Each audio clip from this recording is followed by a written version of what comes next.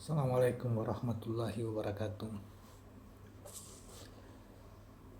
Kawan-kawan sekalian, kita patut bersyukur karena hingga detik ini Allah, Tuhan pencipta dan pemelihara semesta alam, masih memberikan kesempatan menghirup udara kehidupan. Kali ini saya ingin menghibur diri atau kita sambil membaca kitab-kitab dan mendengarkan lagu dari Elsa Warrow yang diiringi oleh petikan yang luar biasa, petikan gitarnya. Kita menyadari bahwa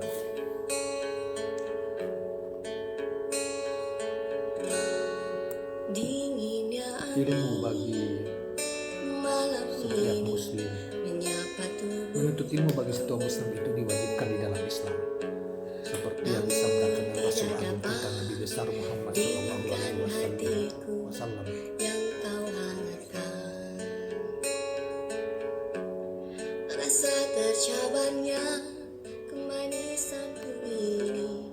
Kita sekolah mulai dari SD sampai perguruan tinggi, baik itu S1, S2, S3 adalah itu hanya salah satu peranata saja kita lalui. Itu yang bersifat formalitas. Kebanyakan kita, bahkan mungkin hampir seluruhnya orang mengejar menuntut ilmu di perguruan tinggi itu lebih pada demi mendapatkan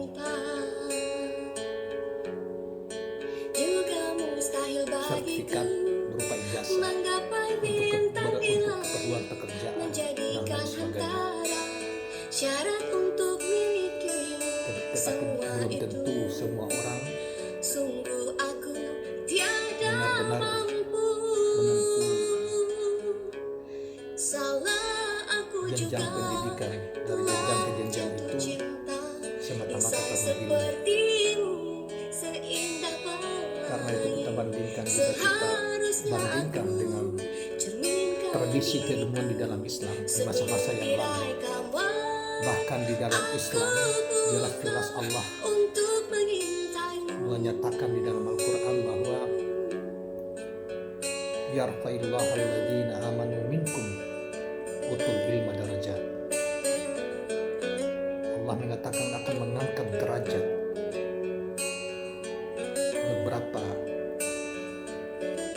mengangkat kedudukan derajat seseorang beberapa tingkatan di antara umumnya manusia,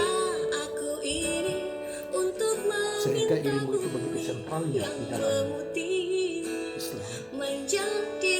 Orang-orang yang meningkatkan keyakinannya dengan Islam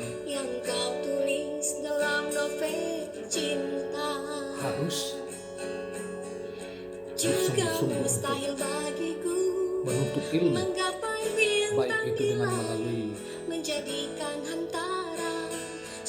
pendidikan formal maupun mengisi hari-harinya untuk senantiasa membaca, dengan tentunya dengan banyak membeli kitab-kitab, khususnya ilmu yang berkaitan dengan pengetahuan agung tentang bagaimana kita mengetahui lebih dekat tentang Allah Sang Pencipta, bahkan Sang Rasul yang diutusnya.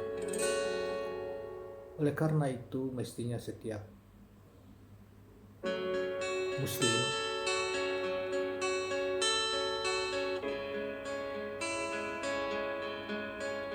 di waktu-waktu bahkan memprioritaskan ilmu itu untuk senantiasa mengisi waktunya untuk selalu membaca. Malam ini saya mencoba untuk membuka kembali kitab Tazkiratul Aulia yang ditulis oleh seorang intelektual dan ulama besar Fariduddin Atari, maupun kitab yang terkenal oleh Ibnu Arabi, Futuhat Al-Makkiyah jilid keempat. Dengan satu rasa dalam satu cinta, kesadaran untuk mengetahui tentang bersama dulu, betapa mengetahui tentang jalan menuju pengetahuan untuk mengetahui dalam mana telah cinta kita memutih rahasia-rahasia penciptaan semesta oleh sang Khalik, sang pencipta, walau akhir maupun mereka yang seakan menempuh jalan oleh masa dan suasana rahasia hubungan sang hamba dengan sang pencipta. Namun percayalah, tidak sedikit Coba untuk memandang kasihku kepadamu surut dan berubah. Pasti suatu Karena masa itu wahai kaum muslimin, di hari-hari yang jangan terlalu menghabiskan waktu untuk mengurusi dunia, tetapi berusaha dirimu dengan mengisi waktu-waktumu di rumah untuk selalu membaca pertama ilmu yang akan mengantarkan kita lebih dekat ke hadirat ilahi, ilmu yang mengantarkan kita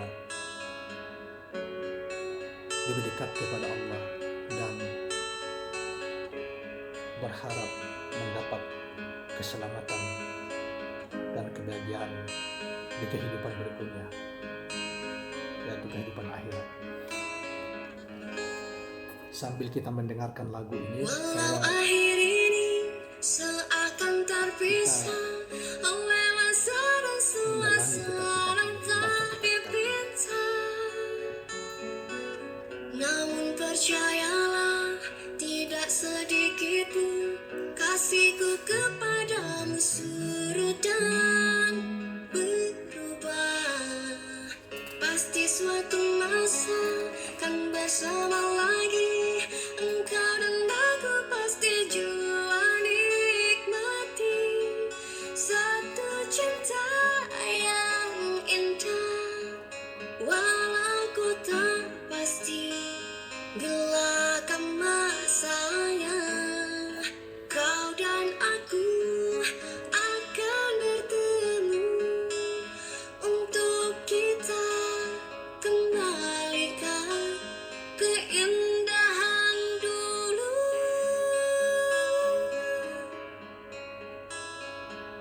Dengan satu rasa dalam satu cinta, sewaktu kita bersama dulu, ku semati dalam hati hingga kita kan bertemu kemudian hari.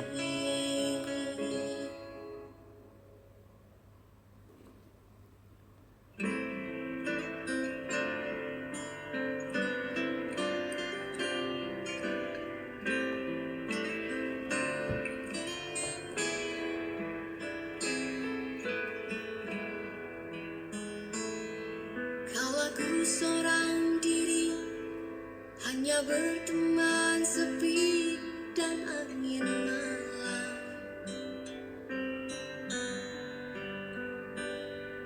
ku coba merenungi tentang jalan hidupku.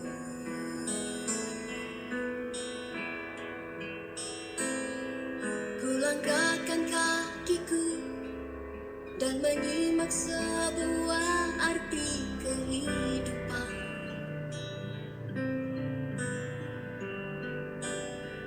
Hati selalu bertanya, adakah kasih suci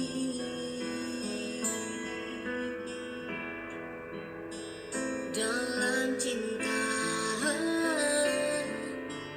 Adakah cintamu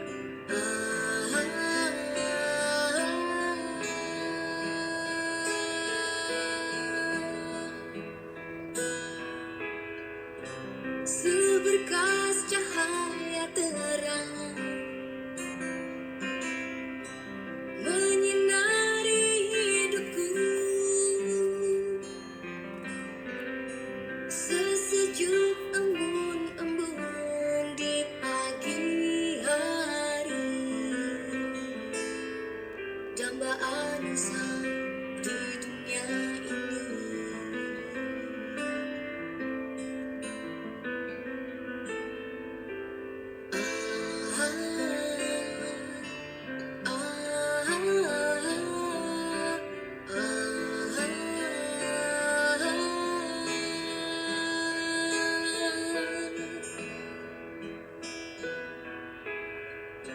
Seberkas cahaya terang menyinari hidupku, sesejuk embun-embun di pagi hari, dambaan insan di dunia ini.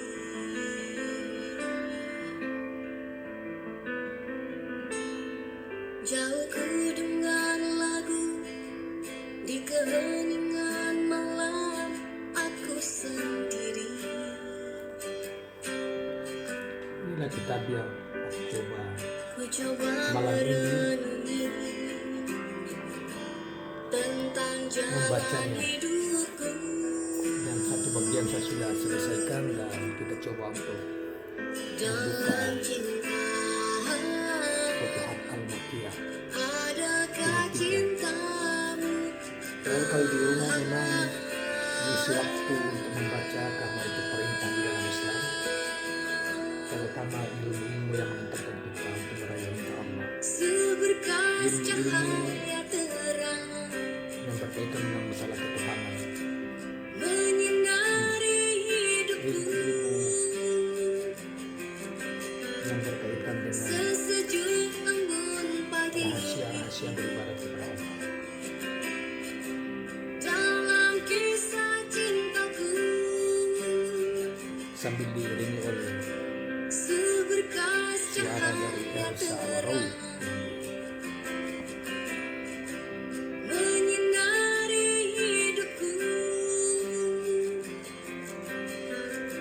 sesejuk embun-embun di pagi hari, dambaan insan di dunia ini.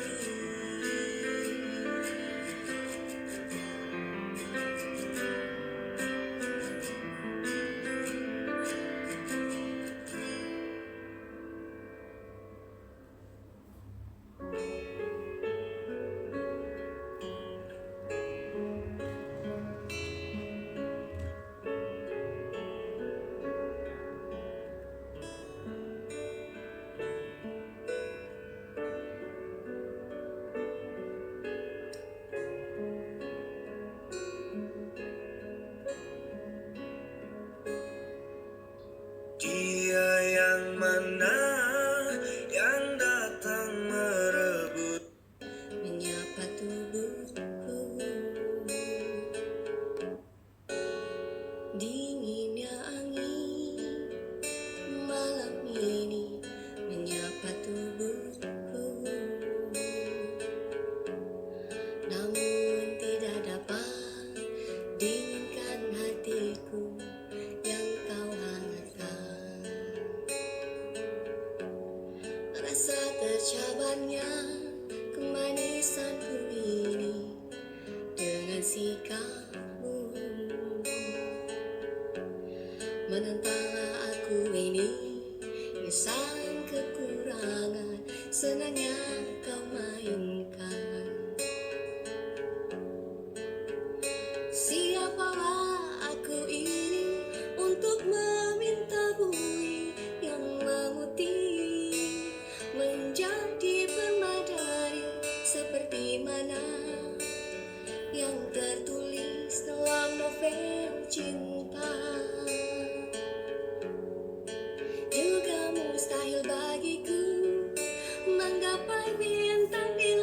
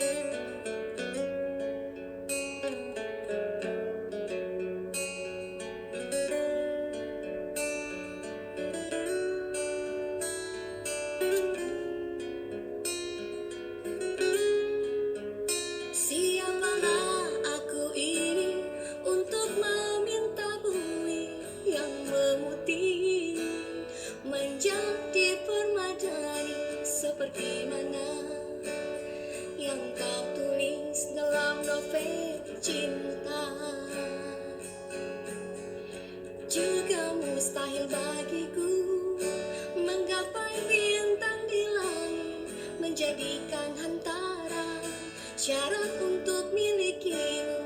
Semua itu sungguh aku tiada mampu. Salah aku juga telah jatuh cinta. Insan sepertimu seindah pelangi. Seharusnya aku cerminkan diriku sebelum tirai kamar aku buka untuk mengintaimu.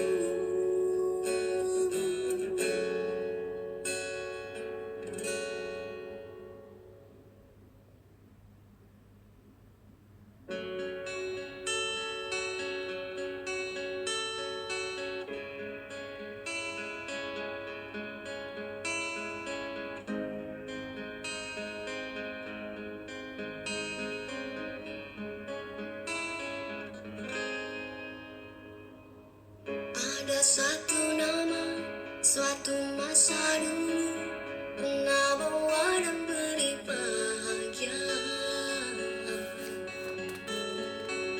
Hingga saat ini masih ku abadikan di dalam hatiku.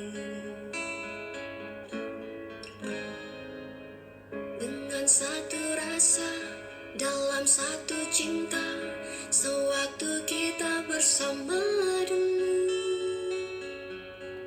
hanya kita yang tahu dalam mana telah cinta kita memutih. Walau akhir ini seakan terpisah oleh masa dan suasana tak dipinta, namun percayalah tidak sedikit pun kasihku kepadamu surut dan berubah. Pasti suatu masa kan bersama lagi, engkau dan aku pasti jua nikmati cinta yang istimewa. Walaupun tak pasti bila kan masanya, kau dan aku akan bertemu untuk kita kembalikan keindahan dulu. Ya, ini kita benar-benar menikmati lagu sambil membaca, yang dipetik gitar yang dipetik oleh saudari Elsa Waru ini luar biasa mengantar kita untuk Walau akhir ini suaranya seakan terpisah oleh masa dan suasana tak dipinta, menyelam kehidupan. namun percayalah Memaknai tidak kehidupan yang sedikit pun kasihku kepadamu surut dan berubah.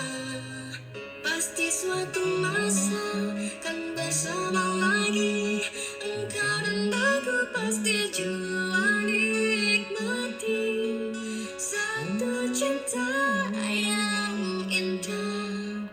Walau ku tak pasti bila kan masanya, kau dan aku akan bertemu untuk kita kembalikan keindahan dulu.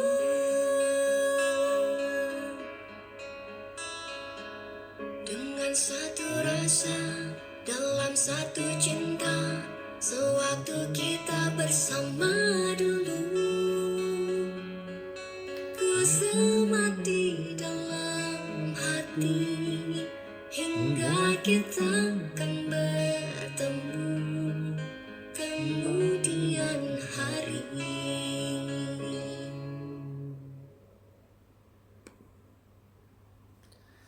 Ya, kawan-kawan sekalian,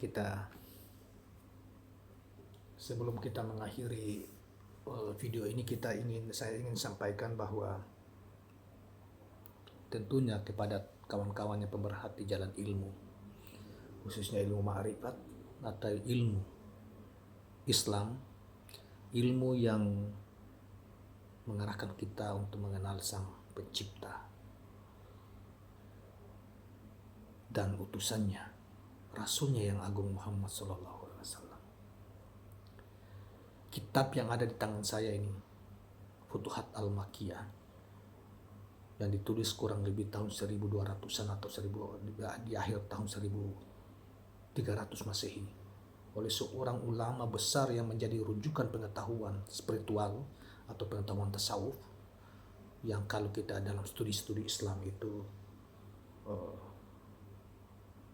menjadi, terutama buku-buku yang mereka mendalami tentang teologi Islam, menjadi buku yang harus, bahkan kita yang pernah sekolah harus membaca buku ini, karena ini buku intelektual, kitab yang sangat intelektualitis.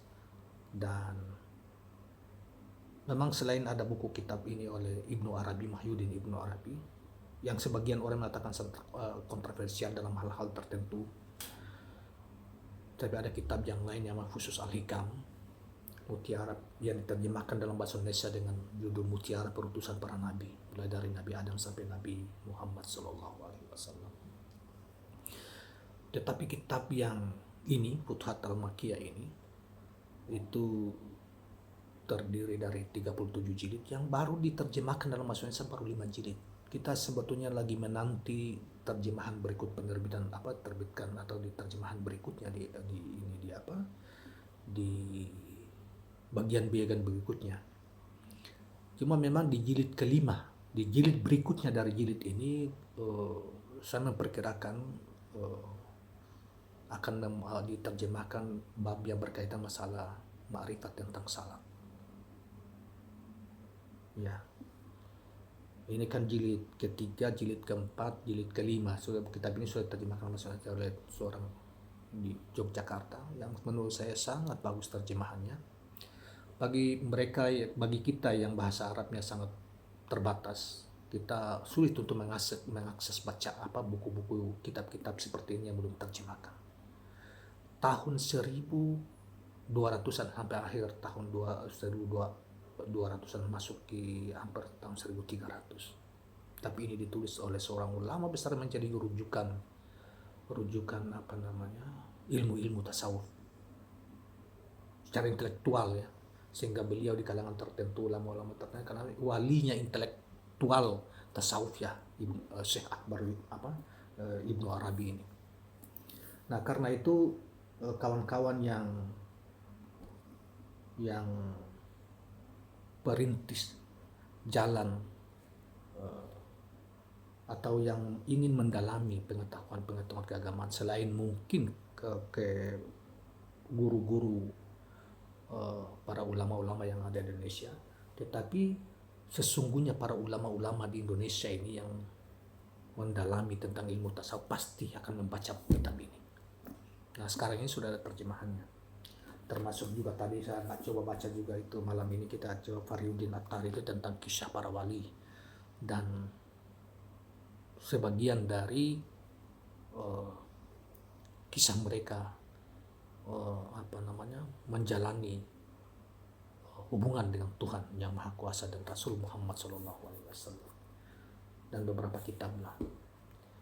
Nah, karena betapa sentralnya ilmu di dalam Islam itu, sehingga ada hadis yang populer dikatakan bahwa Rasulullah SAW mengatakan bahwa ibadahnya seorang yang tidak punya pengetahuan, atau seorang ulama, seorang yang berpengetahuan pun berilmu, tidurnya seorang yang berilmu itu lebih baik daripada ibadah seorang yang tidak berilmu 70 tahun.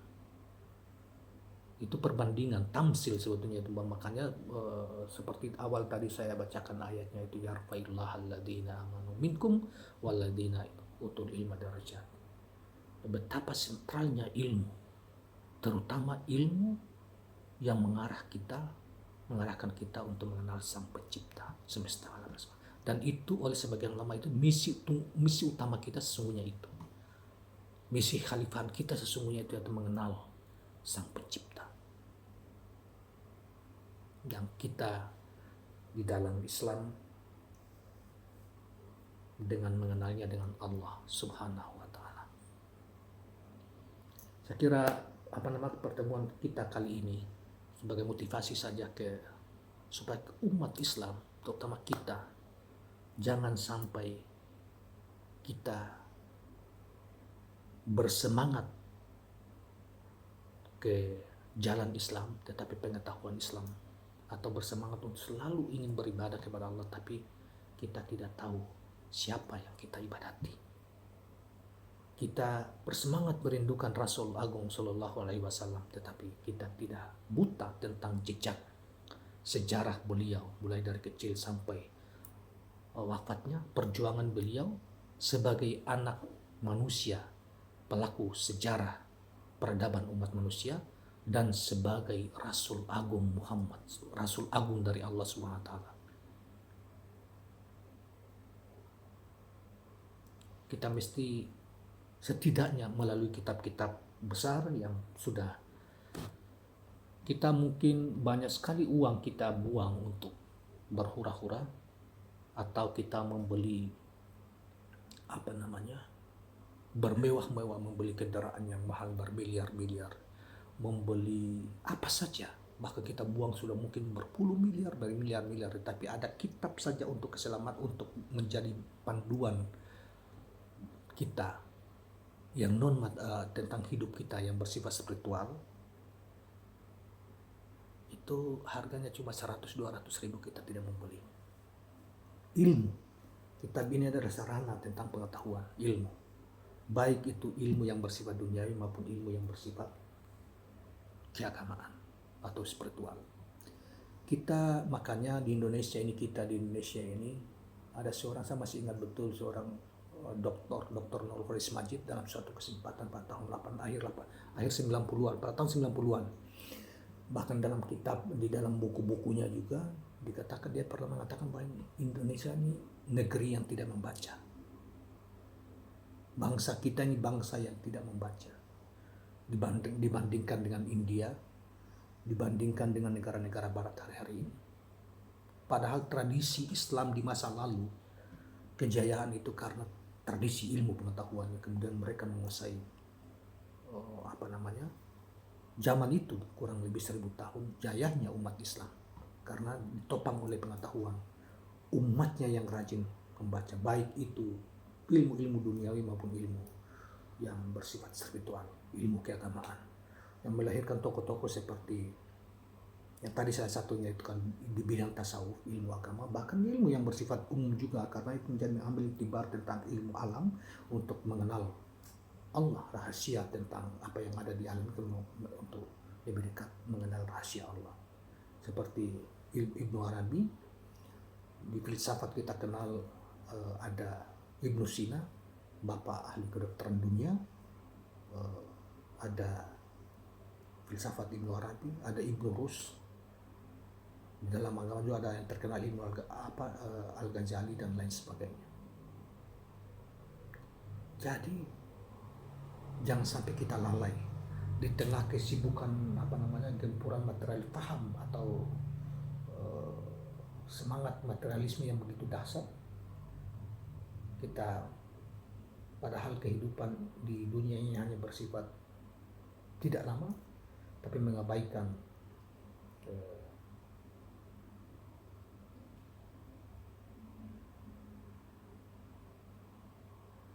tahap kehidupan di berikutnya,